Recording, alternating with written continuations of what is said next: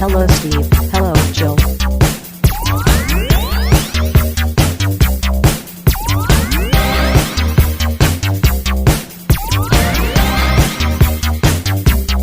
It's time to gain classy. And we have video. Hello. That's weird. It's telling me that I shouldn't be broadcasting video, but I'm broadcasting video. I don't know what to tell you. I can see your gorgeous face. Hey. It's been so long, Steve. I can't even recognize you. I know. It's been an age. I was just thinking that we haven't actually recorded in person since pre-pandemic. It's been 4.5 years at this point.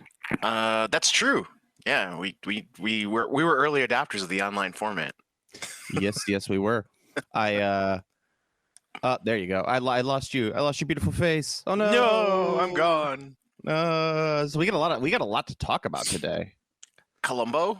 Are we going to talk about Columbo? Can we just scrap everything and become a Columbo podcast? Just our new podcast, One More Thing, the Columbo podcast. If that's not an already a podcast, I don't know what it is. Yeah, just One More Thing is a great name for a Columbo podcast. A Columbo rewatch. It sounds like something that some washed up comedians would have to just try to remain relevant because they can't get any other jobs. Isn't that just a podcast? Yes, exactly. Oh, okay. I mean, we have jobs. It's just they're just not as entertaining as a podcast. We're not truly entertainers in our other jobs. Right. I'm a low-level bureaucrat, Steve. No, I take that back. I'm a mid-level bureaucrat. You're just you're a wage slave. Yeah, sure. We'll go with that. Sure, why not? We'll go with that. We're all wage slaves, but sure. Yes, I haven't watched any good horror movies lately and or television that I would want to talk about in lieu of miniatures. So I see. Yeah. I mean, Joe Bob's starting up this weekend, so maybe I'll have some good stuff then. But oh yeah, I'm sure. Yeah, they're doing the Corman double feature, which was the Jamboree. So we'll see what's up there for that one. But I do see that there's a possibility of him doing Deathstalker this season, which I'm super excited about. Isn't that that's like a shitty sword and sorcery movie, right? Yes. But it's on Shudder for some odd reason. And Deathstalker 2 might be one of my favorite sword and sorcery 80s movies of all time. It's because it's is it a Corman? Is Deathstalker Corman? No, I believe Deathstalker. I'm not 100% sure on it, but I think it might be a canon. Okay. Maybe I was figuring because I know they have they at one point they had every single Corman movie on Shudder. Yes. I just like Deathstalker because it has Monique Gabrielle, who is like my 80s, 90s crush. And Pretty lady. Yes, and it has my favorite opening line of all time, which is "I'll get you" and Deathstalker 2, and then the Deathstalker 2 logo pops up. That's awesome. It's too good of a line for the 90s or 80s. You know, it's too good for that. Like whoever did that traveled back in time to create that. It was probably me. I went back in time just so I could write that line. You did it. I did it. Deathstalker 2. All right, Joe, you have all the power of time travel. What are you going to do with it? I've got to make sure Deathstalker 2 is named correctly. Yes. You know what? There's worse uses of time travel. I'll say that. Yeah, I'll say so. Yeah. All right. So I also really like their orcs in Deathstalker. They're garbage looking. They're great. Oh yeah, they're completely garbage looking. But they're great. Oh, absolutely. It's 80s sword and sorcery movies are wonderful because, and I figured it out, it's because they filmed on actual film. You will never get an 80s style action sword and sorcery movie like that ever again because they all film on digital and digital looks like shit. Yeah, makes sense. Yeah, so if you actually film on 16 millimeter or 32 millimeter film, it's going to look awesome even if the movie is terrible. And that checks out. And they have those epic soundtracks, those crazy symphonic soundtracks that were done by Italian composers. Well, also they can't use crappy CGI. They had to use crappy practical effects, which even at their worst, crappy practical effects still look better than crappy CGI. Oh, absolutely, 100%. The thing is we just have to find a country that's still developing enough that we could film in that country and get uses of the resources for cheap. Isn't that just Georgia? Yeah, we could, or oh, you mean the United States, Georgia? Yes. I was thinking the former Soviet Republic of Georgia. No, not the former Soviet Republic of Georgia. I bet you if we could go to the former Soviet Republic of Georgia and film there, Probably. it's a little iffy. We might have to dodge landmines, but we could go there. We'll come. We'll make it. You film in Tbilisi. No, it's okay. We're not going to film. No, you film in Tbilisi. You are filming already. What? You are How did this filming. camera get in my hands? Exactly. All right. Let's man, well, we should do that someday. Just do an overview, which would just be me talking about the barbarians for like 30 minutes because that's one of my favorite ones of that entire genre. The Barbarians is great. They're in my D&D campaign, the Barbarian Twins. I put them in my D&D campaign. Do you have that weird looking not Paul Rubens guy who looks like Paul Rubens as part of the caravan? Oh yeah, he's like the wizard guy, right? Or like a magician or something. Oh, I don't. He was like an acrobat, I think. Yeah, but yeah, I should have him on there. It's so funny. Like that guy's not Paul Rubens, but if you told me it was Paul Rubens, I'd be like, oh okay. Yeah, I have for the rest of chapter 4 of Tyranny of Dragons, I'm printing out a full caravan right now, so I should probably put him in there. You absolutely should. Yeah, I feel it's necessary. By the way, update on the campaign. We did be at the last podcast. The team got to the non-union necromancer, and there was a big debate whether or not to kill the necromancer. The necromancer offered the team money, and he said, "Look, man, the dwarf guy is the guy hiring scabs. He's the true enemy of all of us. I'm just the hired help."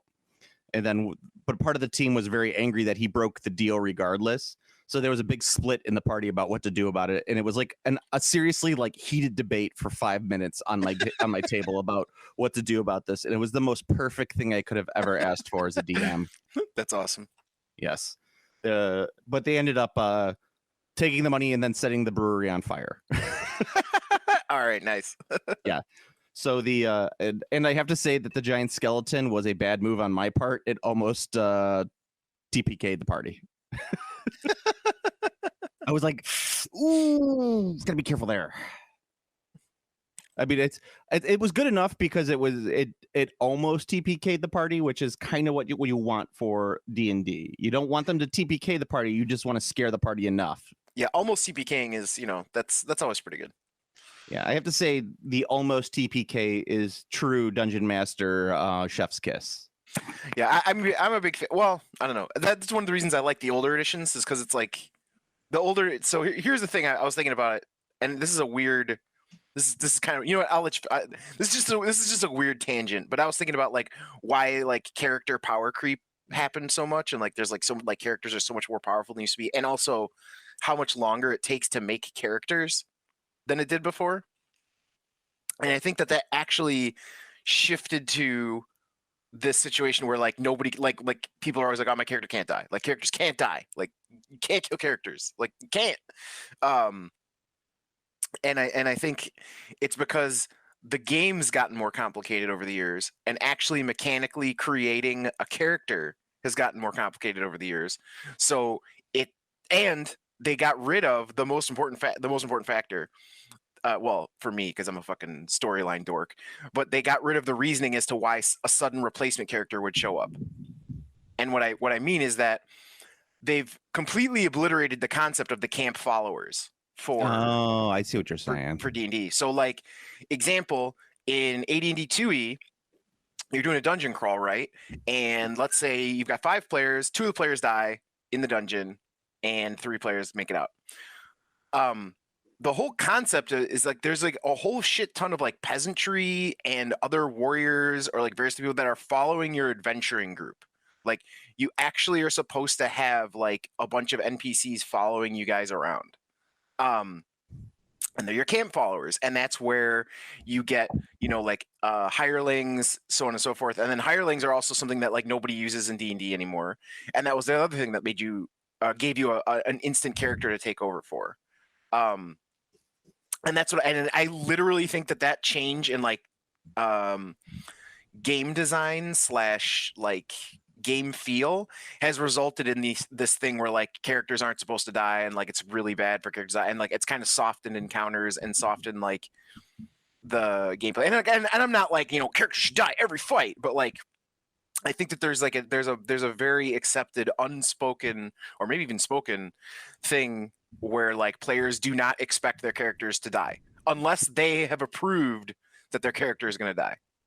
Okay. I could see that. I just created the gem of transportation. So every time I need to, that's like my Deus Ex Machina. Every time I need something to pop up, that's what's happening. Nice. It's a gem that they have no idea how to activate. And That's great. Yes. So basically, if I need to, they can pop in and out. But I actually gave them an out for this new this midpoint in chapter 4.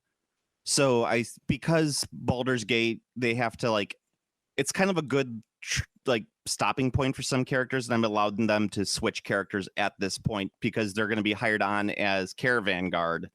So might as well, like, there's probably going to be lots of caravan guard. So if they want to switch out for another caravan guard character, they can. Yeah, that's cool. Yeah, I figured that would be useful. But anyways, let's talk auction, Steve. Let's talk the Games Plus auction. Let's talk the auction. Burn. Joe got busted. Burn. No, I got bought out. Like there was literally nothing I could buy at that auction. Yeah, the prices were so high. I could not believe it. The prices have gotten high in the past, but I've always been able to find a deal or two. Nothing, not a single deal I was able to get. And you got cooked. I was cooked in 4 hours there. I bought not a single thing. I didn't bid on too much, but man, there were a couple pieces that I probably could have and would have gone for cheaper than eBay, but were still like way too expensive. Mm. One of them I really wanted to buy was an original 5th edition Thorgrim Grudgebearer, which was the guy on the Palanquin, you know, the Throne of Power. But it was the old one, the one that was a little more for the goofy dwarves. You remember that one? Then it was also the Anvil of Doom that was on the wheels. Yeah. Yes, and he was standing on the anvil, right? Yes. So it's that same style. Nice. But that went for like $70, and I'm like, it's still cheaper than eBay, but it's way more expensive than I want to pay. Yes. So that's what I'm saying when I'm saying like the auction is too expensive nowadays. It's just that it's reasonable in terms of eBay prices, but everything is reasonable in terms of eBay prices most of the time because eBay is nothing but scum and villainy. So sometimes you find good stuff on eBay, but yeah. I don't know, man. I haven't seen anything good on eBay in forever. So at this juncture, finding good stuff on eBay is generally like you can't find good hyped stuff on eBay anymore. Like before, when like video game collecting was newer, you know, you could be like, I found a great deal on blah blah blah on eBay, blah, blah, blah, so but that doesn't happen anymore. Like you do not find good deals on eBay for, you know, something like video game collecting anymore, or old Warhammer. Like, I mean, even I couldn't believe some of the Warhammer fucking prices. Like they were crazy, like ridiculous. Yeah, like legit. I was like, wait, what the fuck? So it doesn't have anywhere. You can still find cool stuff on eBay. I guess that's true. That's true. You can't find, if you're looking for something that is going to be popular like Warhammer, you will not find it. Yeah, at least not for. I mean, you'll find it, just not at a good price. Yeah, not at a good price. And by good price, I mean like I don't even know. Like some of the stuff is so fucking expensive. Individual models for $20. It just like, and I'm talking like a Tomb Guard model for $20. Yeah, no, they're ridiculous. Yeah, and then they wonder why are these metal recasters making so much money, or why are there so many of them? Yeah, exactly. Well, that's the reason. And we'll get into that in a little bit later. But I wanted to finish with the auction. It was pretty standard in terms of what they had, you know, a lot of the normal stuff. There was nothing that I saw was like, holy shit, can you believe this? Mm-hmm. I think the thing that I'm kind of mad I didn't stick around to even bid on was the Death in the Dark box set, I put it up on the Discord chat. Do you remember Death in the Dark? Isn't that an expansion? I don't think it was an expansion. It might have been. Let me see. But I was so close because it's such a staple of like if you went to any game store in the in the 2000s. No. I had to look it up. I remember now. I was gonna send you a picture of it. Yeah. I remember now. Yeah. No. This was at every store. Yeah, every store had this, and it was so cool looking. Yeah, it still looks awesome. I don't know. The cover makes absolutely no sense. The cover is like it's like a hot big titty sorceress, like straight up straight up magic lady.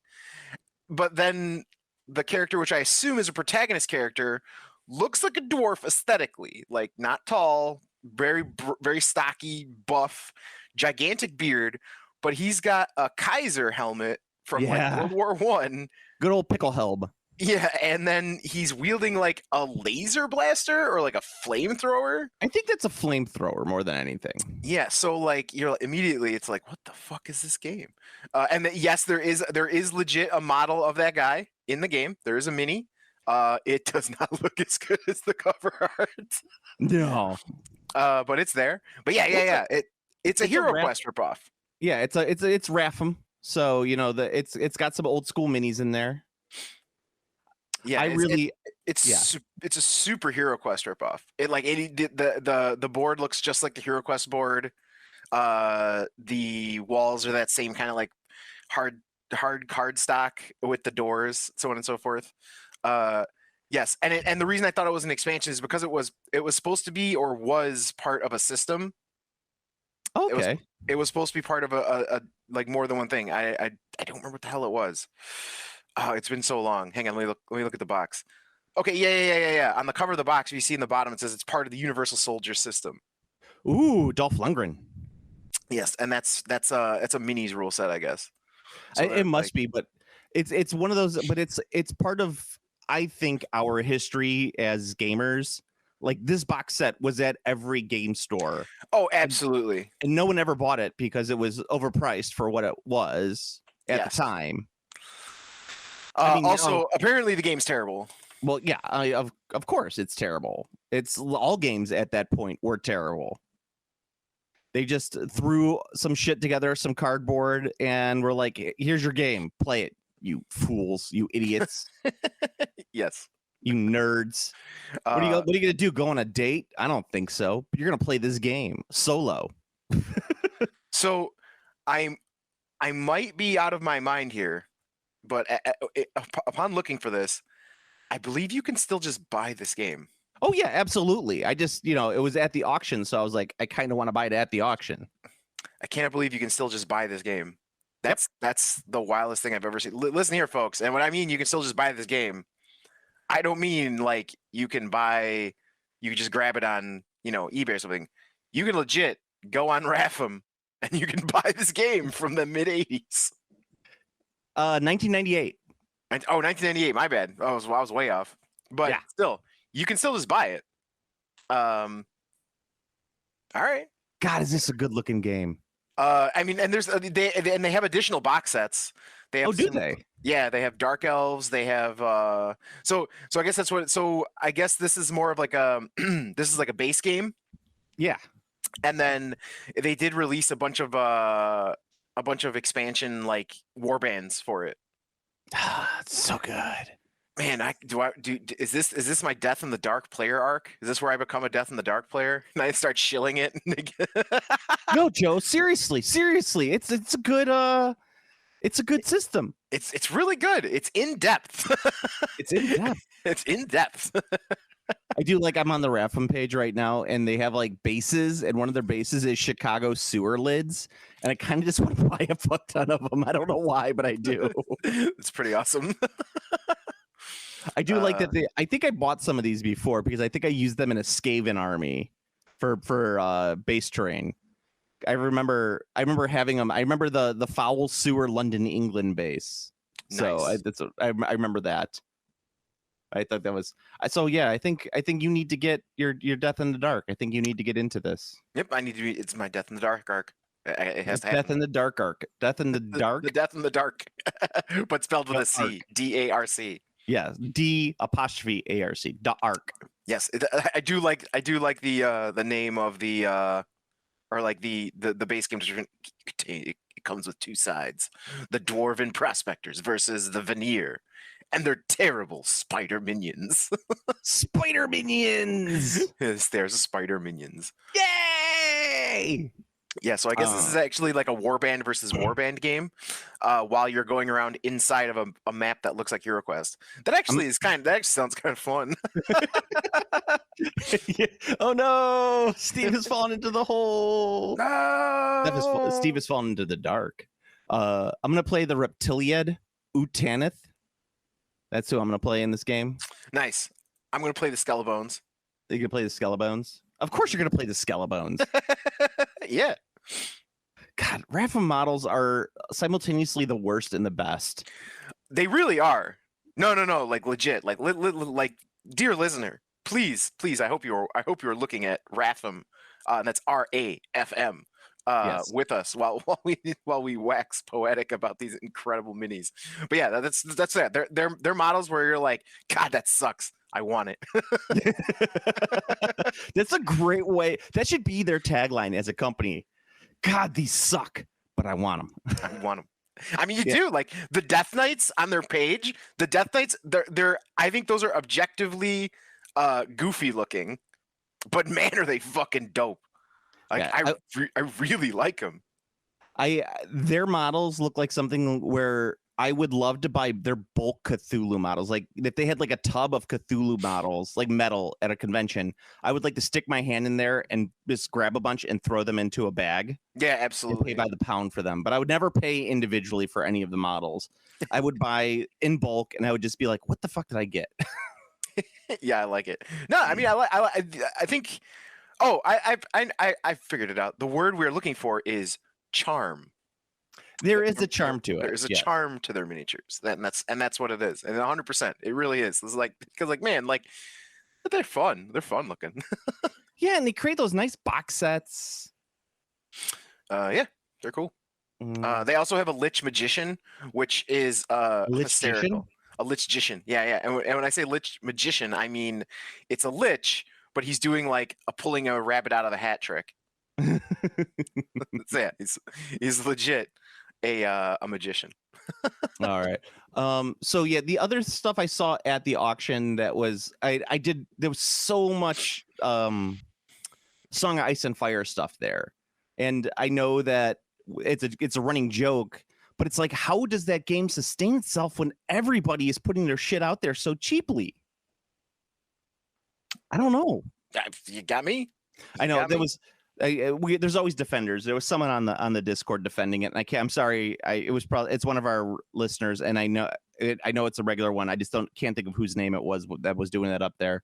But they say that there was, I guess, one of the crates or one of the containers that was on the ship that contained the models got accidentally dumped into the ocean.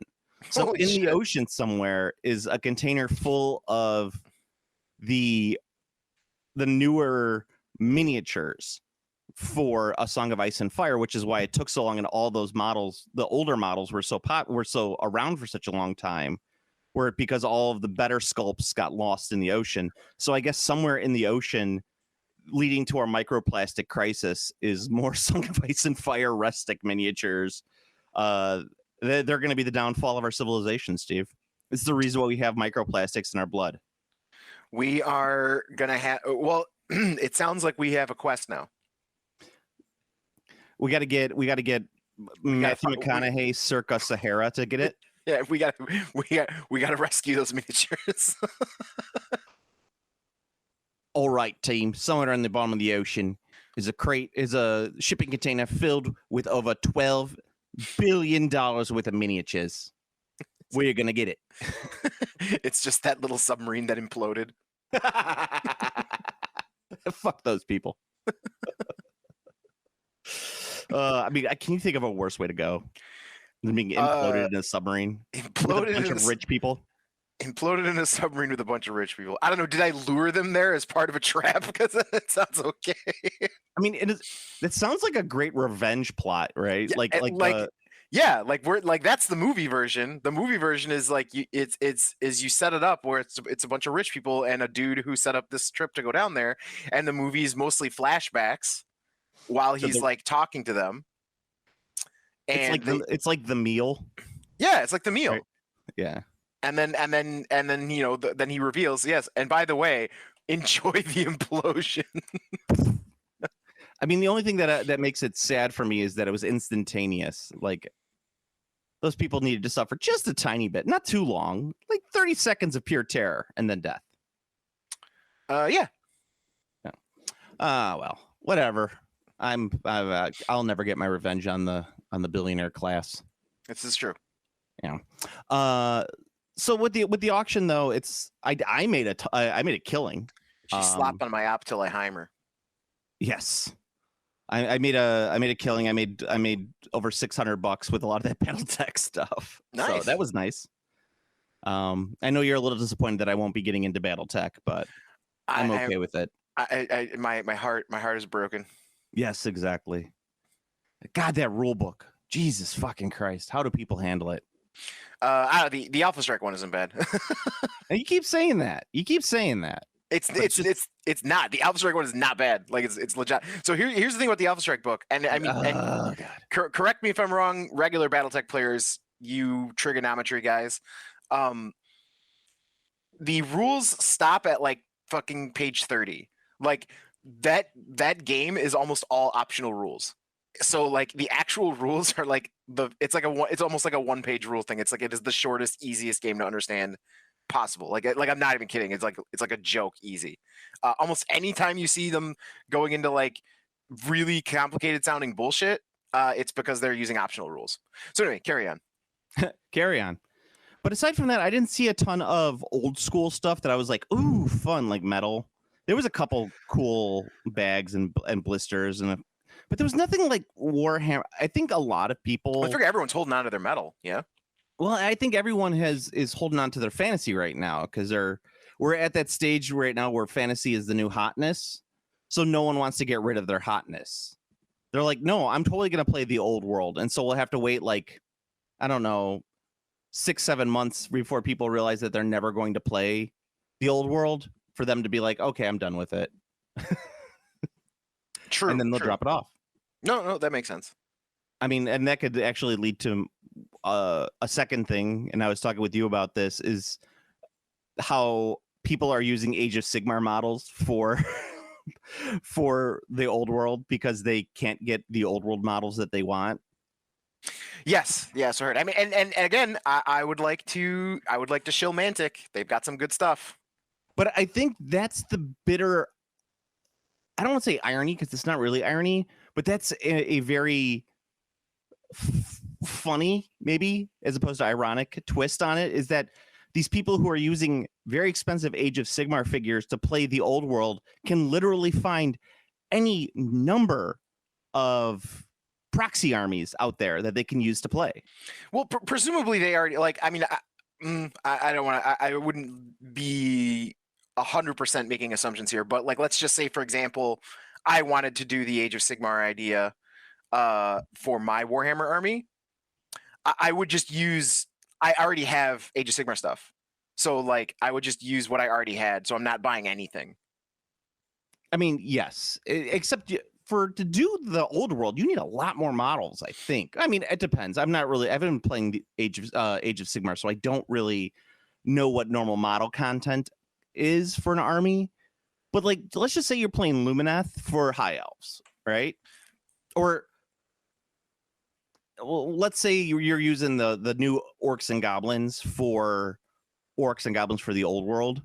You need a lot of models. Like you need at least 20 to 30 hobgoblins. And I don't know if an old world army in an Age of Sigmar army has that. Correct me if I'm wrong. There's some big armies in Age of Sigmar, but like not really. They're definitely way smaller than a Warhammer Fantasy army. The only other thing I can think of is you're going to be using the middle six as filler. So you will need less models. I mean, you still need 24 goblins. Yeah, if you're going to do that. It's true. And then don't get me started on the fucking meta for the old world already. I hate it's like part of the reason why I stopped playing Warhammer Fantasy with these sweat lords. God, I'm just making a cool looking army. Me too. I'm with you on that. It's just I'm never going to a Warhammer tournament, so I don't really care. So yeah, I'm just gonna make a cool army. My favorite are the people who go on Facebook or Reddit and they say in very broken English, so you don't know if they're a child or if they're just foreign, going, "How make best army orcs?" That's all it is. New player for the old world. How do I make army that win? Yeah, I figured they were just boomers. Probably. No, boomers don't play fantasy. They're playing Napoleonics. Dude, I have yet to watch Napoleon, but the discourse around that movie is so funny. Because on one hand, you have like the theory that Ridley Scott made the movie purposely horrible to make fun of Napoleon because Ridley Scott's British and he's making fun of Napoleon. Which I like that concept. I mean, I love Napoleon as a historical figure. I think he's fantastic to read about. My favorite is when he wrote his wife. He's like, "I'll be home in 3 days. Don't wash." Don't wash. I was like, ew, but that's great. Good for you, Napoleon. Yeah, you do you. I'm not going to yuck your yum. He came from nothing. He conquered everything. He came from nothing and he conquered everything. But there's all. I mean, that's surprising, right? Like that movie should have been an easy like slam dunk, right? Oh yeah, but it's supposedly like really silly, and I'm so excited to watch it. But the people who are like arguing about like Battlefield and shit like that, and it's like, you bunch of old boomers. Like you just want to see Napoleonic. Talking about the don't watch scene. Yeah, it's like people don't care. Seriously, they're gonna watch it and they're gonna be like, "Oh, this is actually what Napoleon was like," and no one gives a shit. Yeah, people don't care about the historical aspect of it. Only people who care about that are people who grew up watching Sharps and they actually want to see a Napoleonic battle that doesn't have all the soldiers who are 56-year-old overweight reenactors. I thought they're all doing Civil War these days. No, these are the British reenactors. I see. As someone who's listening to this podcast right now has a tear coming out of their eye based on what I just said. one single tear. A single tear just going, he's right, you know. He's gonna sniff it back up. I just want to see Napoleonic reenactment. It's not an old fat guy. Get back in there, tear. Get back in there. Sucks it back in. Thinking of the Queen. Have you heard about Kate Middleton and all these fake pictures that of her? Like she has disappeared from public view. What? She's like David Miscavige's wife. No, I have no idea what the fuck you're talking about. I'm not going to go too into it, but I've been finding it very funny. Mainly because I don't like the monarchy. So, well, I mean, the recent trend and / uptick in celebrity body double conspiracies are fun. So, I mean, you can go with that. Celebrity body double conspiracies. I don't know this, but I will look it up. Yeah, it just like everyone's got a body double. Just like you could just go like body double conspiracies. I think that'd probably find it all for you. Is this like how Avril Lavigne was replaced? Yes. It's literally that's like an that. Old conspiracy. That's like old school 2000s conspiracy. Yeah. Well, now it's popped up. It's popped up again, but now it's body doubles. It's all about body doubles. Body doubles. I'm an overweight redhead with a beard and glasses. You guess what? I could go to any convention and find 16,000 doubles of myself. It's true. You'd be very easy to body double. I am very easy to body double. Queen Doppelpopulus is ready to send her mediocre. She doesn't need to send her best. Yes, I could put on a if I put on a trilby, then all of a sudden I just blend in. I like it. I'm like, it's like a heist, like literally like I'm stealing Pokemon cards, and it's like you see me steal the cards, and as the security is looking for me, they're like, we have eyes on him. I got eyes on him over in the corner. Wait, I see him over in section B. No, he's in aisle 32. And this is where the theme starts. The theme swells up, and there's a bunch of U's. And we're switching Trilbies as we're walking past each other, handing off the briefcase full of Pokemon cards. Yes. The Trilbies are switching. The briefcase is switching. They're like, and then it closes up. It does the fake out where like there's a hand with a briefcase, and then like you see the security guard wrist grab the hand, and it pans up, and it's not you. but he's got a briefcase. And the guy's like, stop touching me. Yeah. yes. And then another guy like sees me walk out the convention, and as he goes out, he just sees like it's just a massive crowd of guys with trilbies and overweight redheads with beards and glasses. Like he's like, son of a bitch.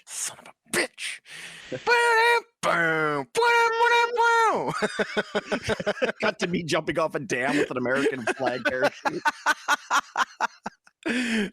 Yes. Perfect. Yes. Yeah, exactly. Perfect. We've got the film, boys. Cut and print. They should give us a lot of money to do stuff. No, are you kidding me? We're the type of people who they gave a lot of money to do stuff. We would be like we would be like Soda Pop Miniatures and just be like, yeah, we lost all the money. We're going bankrupt as a company. Nah, man, we could do it. You heard that, right? Soda Pop finally did. filed for bankruptcy. I'm never getting my Super Dungeon Explorer. Yes, it's over. It's over for Soda Pop. It's never been more Jover. Yeah, so it's like we'll add them to the in memoriam reel for next year's Oscars. In the arms of angel, away from here. And it's oh god, and I like that company quite a bit. Their games are good. I like their minis. I think everything they were doing was good. It's just they got too big for the britches. Yeah, there was a very unfortunate combination of circumstances, some within and some without of their control. Yeah, I mean, it's easy to armchair after the, I think that's the real definition of hindsight being 2020, because it's very easy for me to armchair and be like, well, here's your mistake, idiots. Why'd you do this thing? Like, it's real easy to do that, but at the time, there's like they said that there was that one part that they mentioned that I thought was pretty important, and maybe the most important lesson for anyone doing a Kickstarter, period, like legit, is where they said they did that thing where they released the rules and people hated them, and they were like this fucking sucks, and they were like, all right, well, we heard your feedback, so we're gonna delay and we're gonna redo the rules. And everyone's like, fuck yeah, like that's great. The fans were like super excited that they're getting the what they wanted, because the rules sucked ass. That created like literally butterfly affected into what happened now, because that created a delay that like they did. When I've talked about it before with logistics and how the game side works, but like all delays are exponential. So like yes.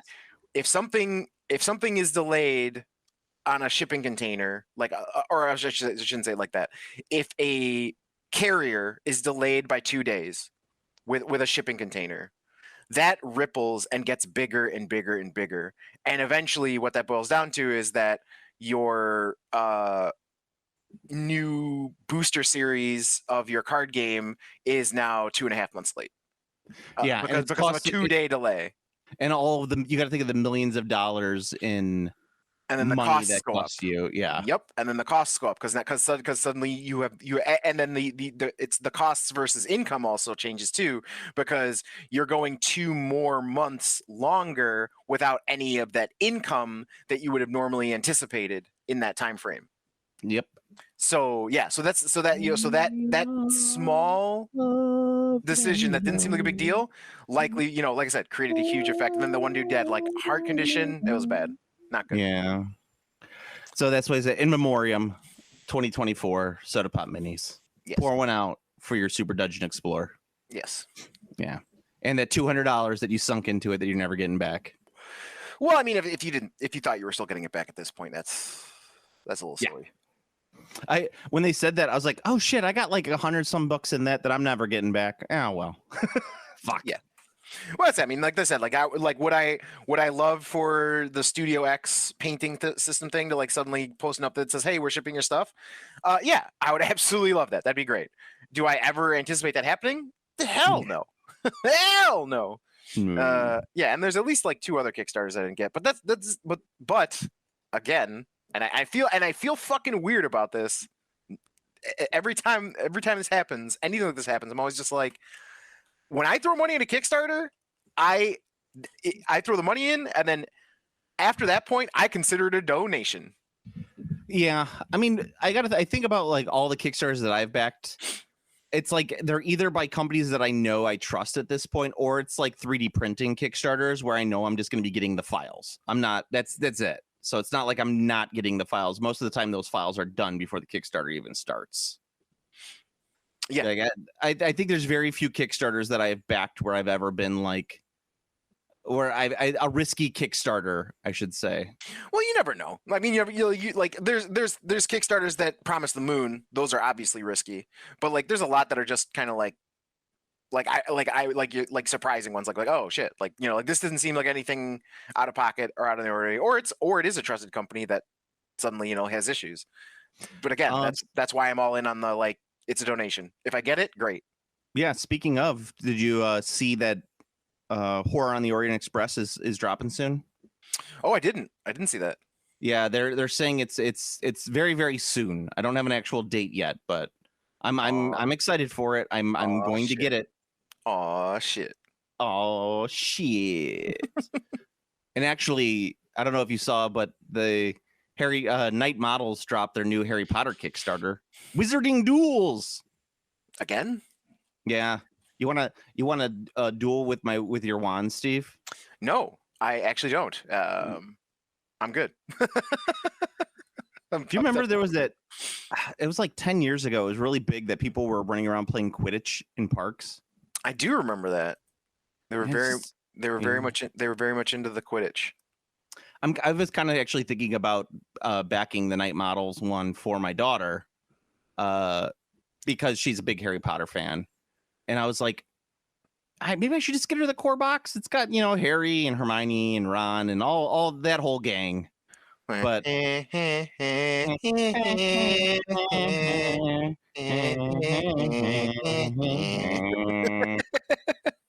but it's just like, it's expensive. It's 400 euros for the all in.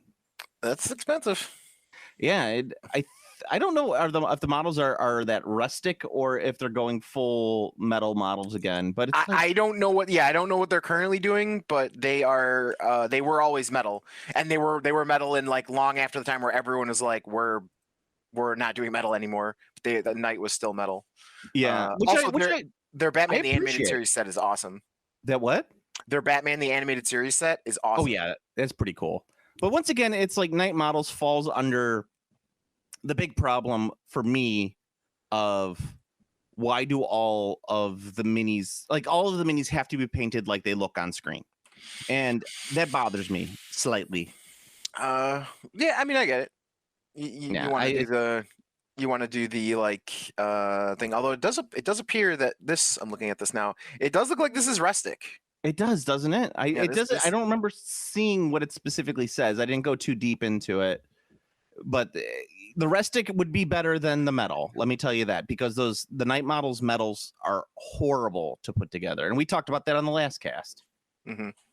Yeah, but anyway, I should buy it. The euro is fairly cheap against the dollar, or is weak against, and the dollar is stronger against the euro than it's been in a long time. So you can finally get your Dursley's miniatures. Oh God, what I want though is I want a Mr. Dursley jerk off figure. That's I want to crank it on Rita Skeeter. Who? Her name is Miranda Richardson. Because her name is Skeeter. Or not Miranda. It's Miranda something or other. And as we all know, skeeting is slang for nutting. Yes. So if you travel back in time to 2006, you'd be on top of it, Steve. See. All I'm saying is I'm gonna nut on that figure. Yeah. Listen, buddy. All I want is a Blackadder Series 3 Queedy figure that I can jerk off onto. Blackadder Oh shit. That's who that Miranda, whatever her name is. She played Queenie, and I think it was either the second or third series. I don't remember. It was one of those two. I think it was the second series of Blackadder. I don't quite remember. But anywho, if you want to correct me on my British television, which I know all British people want to, you can go ahead and do it on the Discord. Yeah. So you can find the links on our Facebook page. It's usually posted underneath there, or you can, I don't know what would be another easy way, or you could find my Instagram, Game Classy Joe. You could message me there. Someone's going to shove that Horace Slughorn up their ass. Oh, it does have a flanged base, so it's good for that. These are all just oddly shaped. These are just sorry about that. These are just oddly shaped butt plugs. These all are just like the Death Eater models are definitely butt plugs. That's right. So let's talk. We got next week is Adepticon, and we won't be recording that weekend. We'll be recording the weekend after. Mhm. So Games Workshop's going to do their big reveal, which will be AOS 4th edition. Yes. I don't know if you've heard much about it. I know all the leaks are already out there, all the rule books. Some of the sprues have been leaked. What we do know is that Skaven are getting a re-up. I don't know if they'll be in the box set. The rumor is they will be in the box set, and that little teaser that they did about Sigmar Lie definitely implies Skaven will be in the box set. Yeah, I don't know what you've heard, but the biggest rumor I'm hearing is that it's going to be Cities of Sigmar versus Skaven in the box set. Ooh, that's interesting. That's what I heard. So yeah, if you heard it, if it happens, you heard it here, folks. If you didn't, I was lied to. Yeah. I find that funny that they wouldn't be putting Sigmarines in there because those have been the traditional good guy. There's still going to be a unit of Stormcast. Okay, that makes sense. If they do Stormcast and some Cities of Sigmar guys, I think that would be more interesting to do. That's the rumor. So yeah, and that leads to basically excuse me, why weren't the Skaven in the old world release? Well, this is the reason, is because Games Workshop didn't want people to double dip from the old world. Yeah, which to me, I don't understand. But this is so, Steve. This is my way of mentally figuring it out. So you remember how I always complained that War Machines and Hordes were two separate games and should have been considered together as one unit? Yes. And if War Machines and Hordes at the time of their popularity were considered one game, they would probably have been the top selling miniatures game at that time. Yes, because I mean they were spot 2 and 3 very consistently under 40K. So if they had been combined together, they probably would have beat 40K. Probably. I can't say that definitively, but I will say probably. So if Games Workshop is legit looking at the sales for their games as individuals, they wouldn't want to double dip and split the sales for, let's say, Age of Sigmar. Like if Age of Sigmar was putting out the new Skaven, right? And the old world was double dipping on that. They don't want the sales of the Skaven splitting. They want to show that Age of Sigmar is a healthy game that's selling figures. Right. So I think that's the legit reason of why that is happening. I mean, maybe that's such a weird and archaic way of thinking. That would make sense for Games Workshop, I guess. Yeah. So they say, like, we're not releasing any figures for the old world, for Skaven, for the old world, but we have plenty of Skaven figures in Age of Sigmar that you can use. They don't say it like that. They're just saying we're not supporting the Skaven, period, for the old world. Mm. And you do with that what you want. So it's weird how they're saying that. And apparently, I'm not 100% positive on this, but I have heard there is an embargo, a strong embargo on the old world using any figures from Age of Sigmar. So, like in the design studio, they specifically say you are not allowed to use bits or figures from Age of Sigmar in any old world studio minis or reports or what's it called? Battle videos, battle report videos, any of that. You're not allowed to use anything.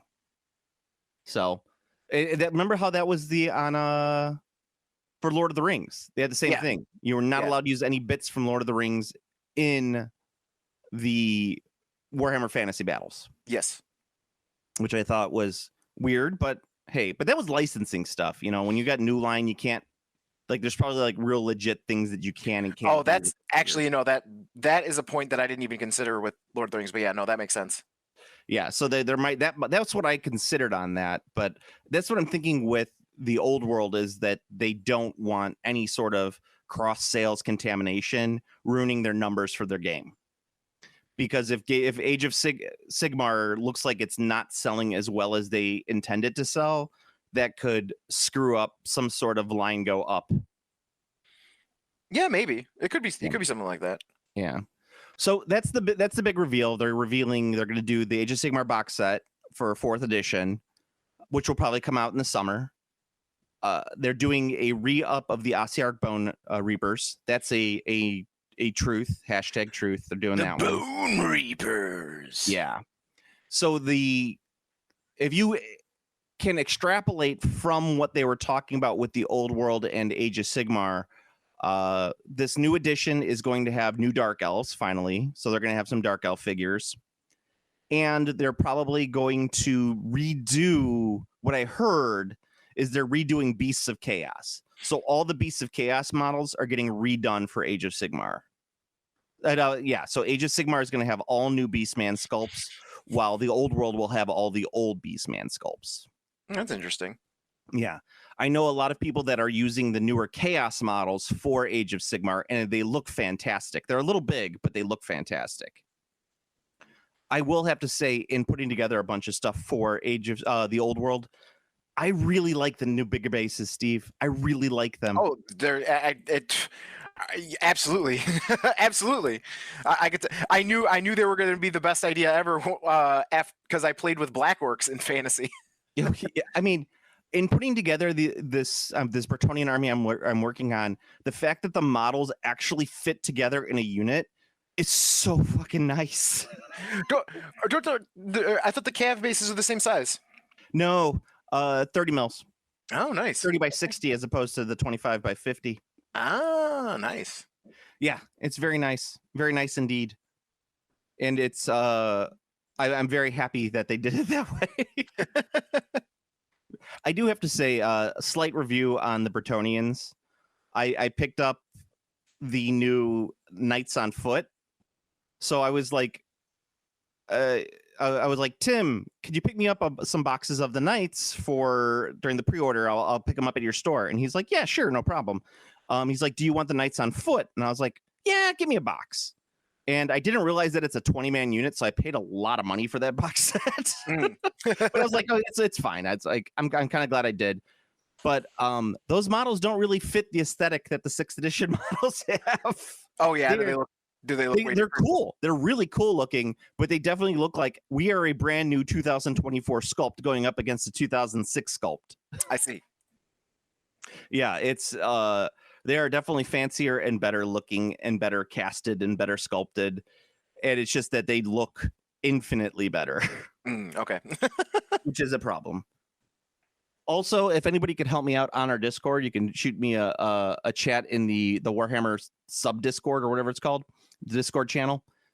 Should I go with the hand weapon shield, great weapon shield, or just great weapon options? Because I will say I am really stumped on what they should do in my army, the Knights on Foot. I would use great weapons, but I kind of thinking that too. It's just that do I do great weapons and shields or just great weapons? Because the shields are they do add to the armor save. I would go from a 5-up to a 4-up armor save. Can you carry great weapons and shields? You can carry the great weapons and shields, but I can't use both in combat. Right. But being able to carry both is huge because you can choose. That's pretty good. I mean, that's gonna make them a pretty big point sink. But man, they could just be beefy enough for that where that doesn't matter. I think if you do the great weapons and shields, it's 2 extra points, which is not a ton, or maybe it's 3 extra points. So you go from like 12 to 15 points, and a Knight Errant is only 19 points. Yeah, that's a huge difference because being able to have the versatility to not use your great weapon when you are charged and instead use a shield that's just so huge. Yeah, exactly. So it's kind of like, Because you have a unit that can be both hammer and anvil. yeah, very true. So I mean, I probably will do the great weapon because they Yeah. look cooler. I think it's about to. I mean, that's what it comes down. It looks cooler and it's better. Yeah. I really think it's just I really wanted to do the big axes because they look really cool, but I didn't want someone going, "You put great axes on your knights on foot, you fool, you idiot, you imbecile, you fucking idiot, you absolute buffoon. way to waste your money." You're clearly a fool. Clearly, yeah. So I will be picking those up today, so I'm kind of excited about that. Nice. Yeah. I also didn't know that the Knights of the Realm, when I pre-ordered, were units of 12. I thought they were units of 8 again, like the old boxes. So I was like, oh yeah, I'll take 2 boxes of those. And he's like, oh, okay, yeah, no problem. So now I'm getting 24 instead of the 16 I thought I was getting. So that's not a big deal. I mean, I can always use them. Can always use extra knights. I always use the extra knights. I was actually thinking about using some of the leftover bits from the from the Knights on Foot for those, because the bits are cool and apparently they can be used. That would be sweet. Yeah. All right. Also the big rumor I'm hearing for the Adepticon preview is Battlefleet Gothic is getting a re-release, splash release. Ooh. Yeah, remember how at the one they did like the tease for Epic? I think it was maybe last year at Adepticon. Yeah. They did the tease for Epic and everyone was like, oh, they're redoing Epic. And then the game gets launched 6 months late. So now they're going to be doing a preview for Battlefleet Gothic. And it's going to be under the Horus Heresy logo. So it's only going to be Marines versus Marines and maybe Imperials, which makes sense. That should be. Because I will tell you what, any game where the 2 starting sets can be used for the same army is going to sell way more than a game that you have 2 separate armies for. It's true. That is 100% factual. You know, we talk about the greatest starter boxes of all times, and Island of Blood, Battle for Skull Pass both get like A+ in our opinion. Yeah, super good. Yeah, I might even say that I would get I don't know. Okay. And then you have the Horus Heresy box set, which I would say is an S tier box set. For $300, you get everything that you literally need to create a whole army for, with maybe having to spend a little bit more just to get a couple extra things, but it is one of the greatest starter boxes of all time. It's S tier. Mm-hmm. And then those 2 fantasy ones are probably, you know, A tier. Some of the 40K ones you could say are B tier. I don't know about any F tier ones, but I think they do exist. There's probably one or 2 out there, but not that I can think of off the top of my head. Yeah, not that I could think of off the top of my head, but it's definitely. Oh, you know what's a great A tier box set, starter box? The Mordheim box set. Oh, that's a good box. That was a great box set. Yeah, the Battle of 5 Armies would probably be an S tier. Yeah, that's a really good one too. But that one shouldn't count because it's not really a starter box so much. It's just a game in a box. True. Yes, we cannot. Yes, I agree. We can't count that. Yes, Dreadfleet, I would say, was originally on release maybe a C tier, but upon reevaluation, it's more of a B tier box set. It was C tier because it didn't give us what we wanted. Maybe even D tier. It was a D, maybe F tier because it was a huge disappointment. Yeah, no. In terms of it overall, like the overall score, I would say it's D tier, just overall. And that's combining, because like if you just grade it on minis and components, obviously that's fantastic. But if you immediately, or if you go to any other metric of a game, immediately you're like, because the gameplay was really bad. I would say that's why I'm saying it's boosting up to a C tier, because the gameplay I don't think is as bad as everyone thinks. It's bad. And so I'm saying it's a C tier game because the components lifted up from a D tier to a C tier. Yeah, I was not I am not that charitable on this one. I thought the game was miserable. That was probably one of my biggest GW disappointments. Yeah. I'm trying to think like of like what's an actual bad release from them, like a mainstream release from them, was the Dark Angels Army box that they did. I think it was for like 5th and 6th edition. That box set was useless on every level. I don't remember that one, but I'll believe you. Yeah, I just neither of them were good. Oh, you know what's another like low tier release? Age of Sigmar, the Soul, the 2nd edition box set. Soul Oh Wars. yes, you mentioned that one, and I didn't. You actually informed me on this one because I didn't know a bunch of the facts about it. Yeah, none of the stuff that they released were ever an actual usable unit in the game. all the unit sizes were fucked up. Yes, and you had to buy multiples to get even close to the right, and then all of the units that were in there not good. Except for the ballista. The ballista was good. Yeah, ballistas. And the ghosty boys. If you got enough of them, they were useful. But you had to have like a unit of like 60 for it to be useful. Yeah, you also did get way more than you got in the box. Yeah. Like, so that was definitely a weak, almost. I would say that's close to D tier. Yeah, I agree. I might even go F tier just because of like, and the response to it too. Like, oh yeah, you can't use those as legal units.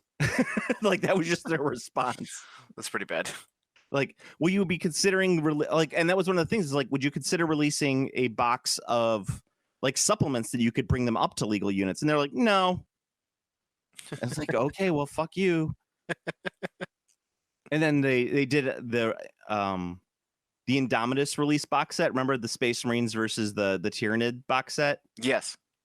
And everyone was like, or what? Not the Tyranids. It was the Necrons? It was Space Marines versus the Necrons. And they'll remember how that sold out everywhere. Oh yeah. Everyone's super hyped for that one. Yeah, and they were like, we can't get it. And they're like, okay, well, we're releasing the 3rd edition of the Age of Sigmar box set.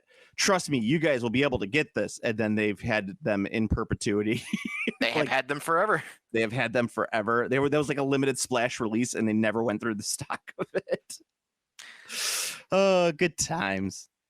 We should set up a cast where we talk about the tiers of the box releases.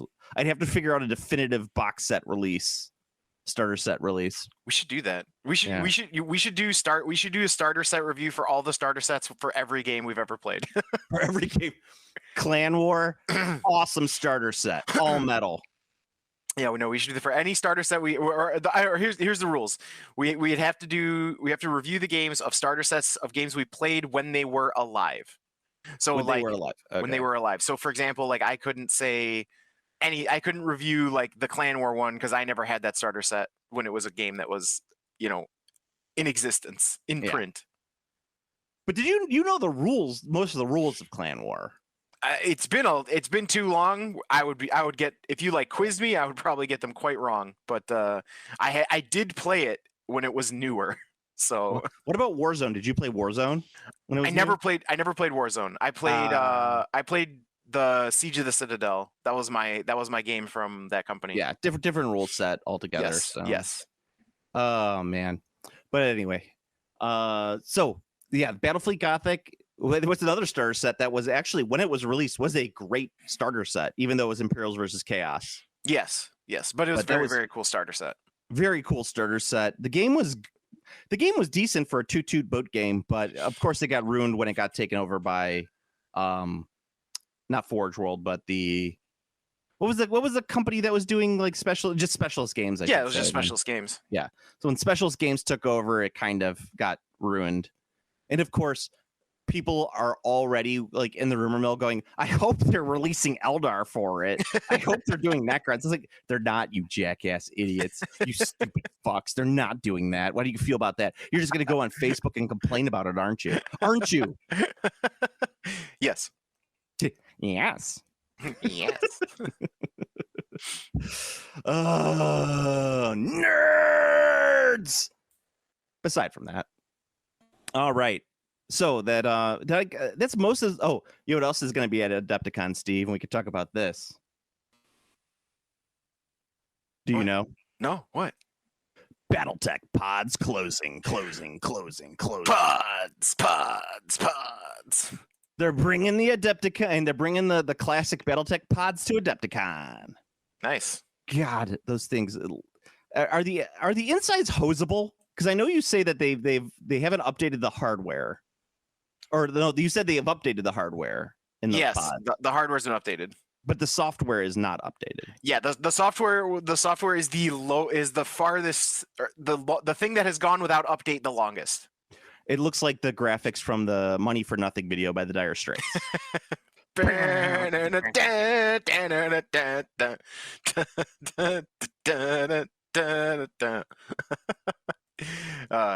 fantastic. MTV.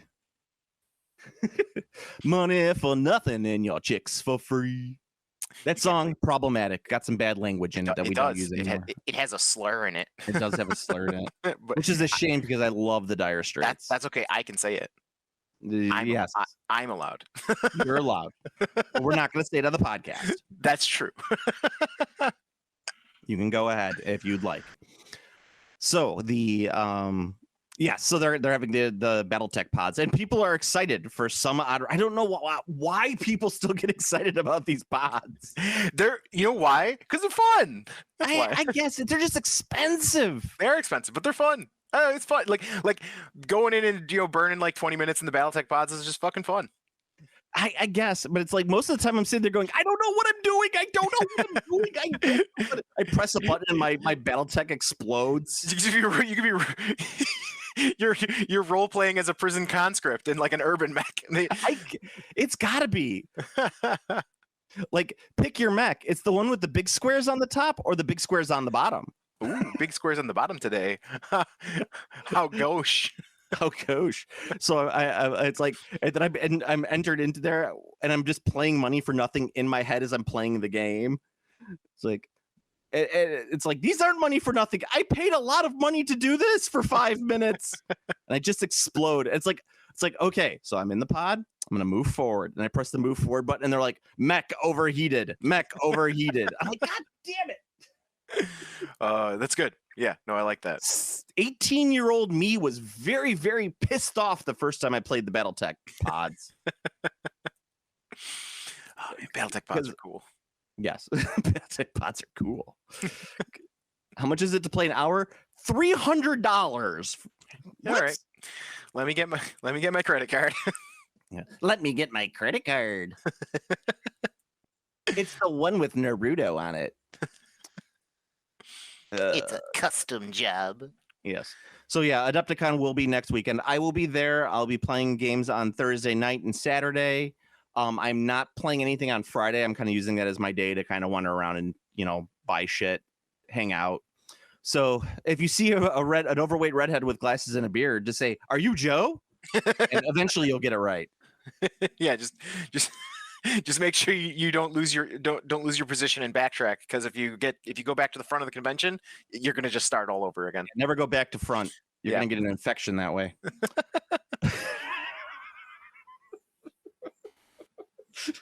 That was so stupid. I apologize. That was funny.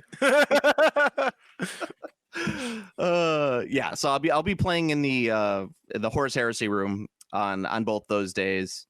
I will be checking out the Old World. They do have a small, I don't want to say tournament or anything like that, but I'm hoping that the Old World at Adepticon next year is not run by Games Workshop.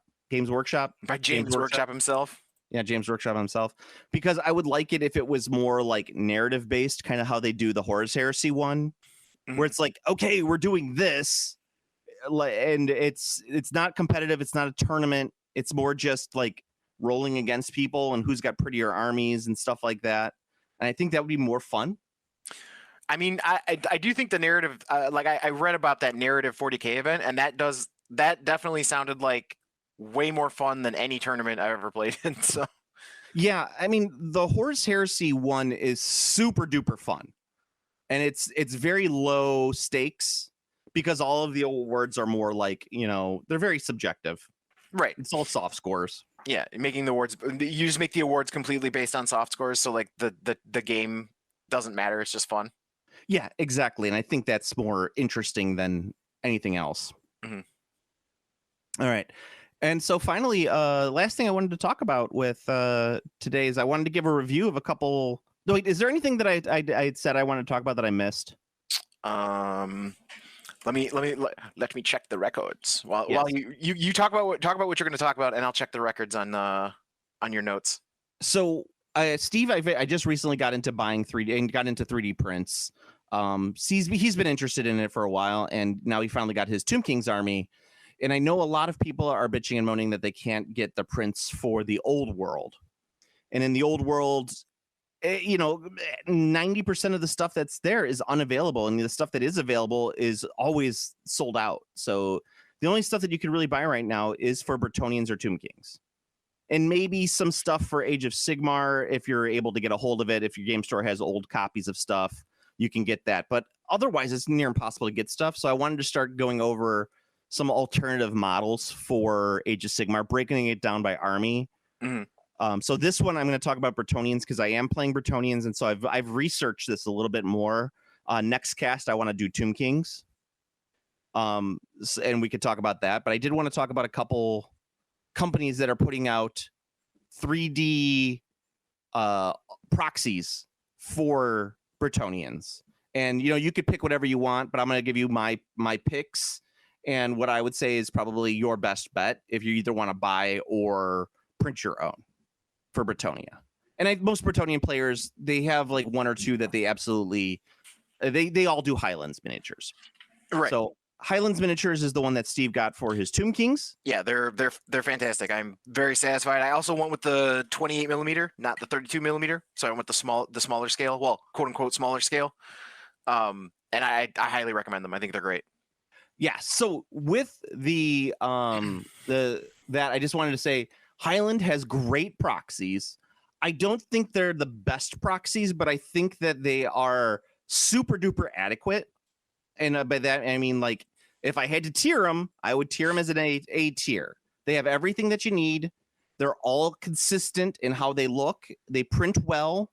They very much look like Games Workshop. Well, that's where I think that they do fall apart, is I don't think that they really look like Games Workshop stuff. Well, the Tomb Kings ones do. I don't know about the other ones. Well, yeah, they're skeletons. There's Egyptian skeletons. It's not that. And actually, I don't think that they look that great to it, and I'll get to that when we talk about the Tomb Kings. I do think that they look nice. They have a very Bretonnian feel to them. They have a Bretonnian mouth feel that I think works really well. So they're called Gallia, Gallia. So you can look it up on My Mini Factory. You can look up all their stuff. Really solid picks. That was what I would always say is my first recommendation, and that's what most people's recommendation for is the Highlands miniatures. The next most common, I would say, is Lost Kingdom. Their stuff is a lot thinner, but they do have a near full range of Bretonnian figures under the headline of Kingdom of Mercia. So you could see those. They have their own website, Lost Kingdom. You could check out most of that. They have some really cool alternative sculpts. They have a very, very cool bombard if you want to do that for the newer, the old world guys. They have pretty much everything that you're looking for. The difference between the Highland and the Lost Kingdom is a lot more proportional. They're a lot thinner than the Highlands. Highlands got a lot thicker, more heroic scale. So the Kingdom of Mercia stuff is going to look a lot more realistic, but it looks further away from the Games Workshop Bretonnian stuff. So keep that in mind. Some other ones, Empire minis. They're an interesting faction. I think that they do look a lot chunkier and they look a lot similar to the GW stuff. Not quite as much as my winner, but they're definitely a interesting one to look up if you're looking for stuff to blend in with your actual Bretonnian 28 millimeter stuff from Games Workshop. And I think that their Knights of the Realm on foot look a lot more appropriate as opposed to Highlands. All right. Then I also have our one of our favorites, Titan Forge, has theirs, the Kingdom of Aquitaine. Their stuff, I think, looks fantastic, but doesn't look anything like real Bretonnian stuff. So keep that in mind if you get their stuff. They have everything that you need, but it doesn't look like Games Workshop stuff. It won't blend. You have to have a full Kingdom of Aquitaine army. It's not something that you can mix and match. Right. But there's stuff. Yeah, go ahead. What? I would say is that because you'd mentioned that you wanted to talk about 3D guys hamstringing themselves with something, with being too creative. Oh yeah, and that's kind of what it is like they go, like these designers, they go too crazy with their designs, which means that like if I wanted to do Kingdom of Aquitaine, if I wanted to get a Bretonnian figure, like a hero figure, I have to like really, if I want it to blend in with my army, I have to think about which ones I'm getting. Yeah, because you'll get sore thumb syndrome if you buy the Kingdom of Aquitaine guy, because he just looks so different. Yeah, he looks so different, and it's like, it's definitely like it stands out. I can't take it to a store and use that. And it's like a lot of other stuff too. It's like I see some Dark Elf stuff, which looks fantastic, but it's so different than what Games Workshop does that it's like I can't blend it in, and it's so different than what anyone else does that it's like I can't mix and match units if I want to. Like I have to use that whole army. And so for me personally, I want stuff that looks a little bit more GW-ish because that's just the style I'm looking for. Mm-hmm. It doesn't have to be like a 1-for-1, but it definitely needs to look a little closer. Right. Yes, that's definitely one of the things. And then there's my winner, which is actually Monstrous Encounters. Monstrous Encounters is kind of flies under the radar for a lot of the stuff, but they do very, very classic 5th ed stuff for fantasy. So all of their fantasy stuff looks pre-5th, 6th edition. But their Bretonnia figures, the Kingdom of Mercy, the Breton army, has a very, very GW feel to it. I'm looking at them now. Yeah, they certainly do. They're like, so their spearmen and their archers look like 5th edition stuff, a little bit more stylized 5th edition, but their knights look like the knights that were released for 6th edition. And I've printed them, and they're a nearly 1-for-1 match. So if I want to use bits from this army, I can without issue. Like if I bought some like Bretonnian knight, the Pegasus Knights, and I was missing the wings, I could easily use the wings from these guys, and it's a match. Nice. If that makes sense. So this is like a really good match for that. Oh, they've got a hero. Holy shit! They're okay. I'm hero figure. The Hero Quest. Yes, I just got to the Hero Quest section. Yeah. All right. Yeah. So Hero Quest, they have what Hasbro's Hero Quest should have been. Yep. 100%. They literally have what Hasbro's Hero Quest should have been. So all of the models are clearly inspired by the old 5th edition, but they are still done with a little bit more of a modern technique. Holy shit, they're so good. Fuck, they're awesome. Yeah. And I will say on top of that too, the bits are all great. They can be used. So like their Chaos Warriors are fantastic proxies for Chaos. Same thing with their Night Goblins. They're undead. My entire Vampire Counts army is pretty much from their range. But for Bretonnians, I think out of all of the Bretonnians out there, if you're looking for something to add in to your already existing 6th ed army, so if you have a bunch of like, let's say your store, you bought the big box set, and you're looking for stuff that matches that box set because you can't get their questing knights from GW, you can't get the Grail Knights. I would say go look at their stuff because their stuff will match in pretty well. With the exception of the peasants, but you get peasants in that army box anyway, so you don't have to worry about it. So yeah, they're questing knights, they're Grail Knights, all of that stuff works out really well. So check it out. I literally never heard of these guys before, but man, they're good. That's a Kino pick. It's a Kino pick. There you go. I would say it's not S tier. It's an A tier army. I don't think I would consider anything to be S tier. For Bretonnians, there's nothing where I'm like, this is obviously better than the GW stuff. Mm-hmm.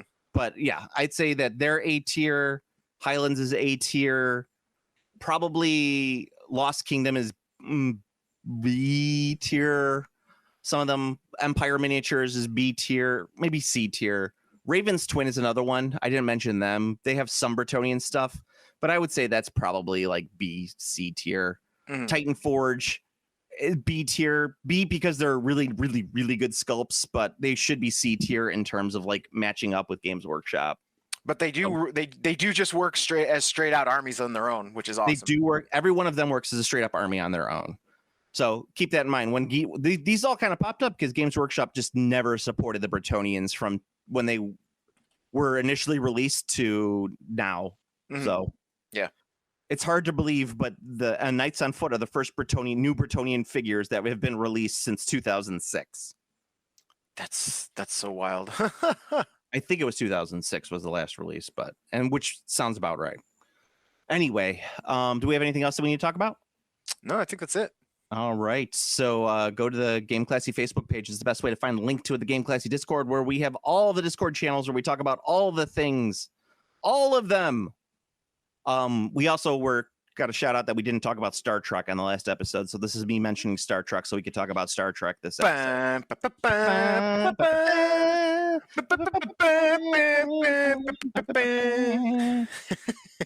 We were John Delancey did a voice on a cartoon I'm watching recently, and I was like, whose voice is that? Wait a minute, that's Q. It's Q.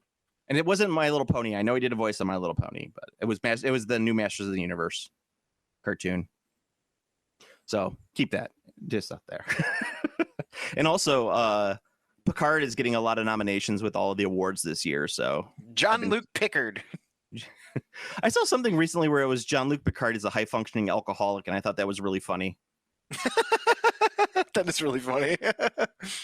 I mean, because I don't know if you can be a high functioning alcoholic in the new Star Trek universe, or in the Star Trek universe, not the new Star Trek universe. I would imagine they just can fix chemical dependency. That's what I'm saying. Like, I think it's like he can, like, and everything is just synthahol anyway. And I know he has a vineyard which produces real wine, but I'm sure that like there's got to be some sort of drug that just turns real wine into like synthahol in your. Well, you can stomach. get drunk on synthahol if you drink enough. Yeah, but there's no side effects. Yes, that's the difference with synthahol is like there's no hangover, there's no like dependency. Yeah, but yeah, I don't know. Yeah. Yeah. So that's our Star Trek talk for today. Yeah. Have fun with it.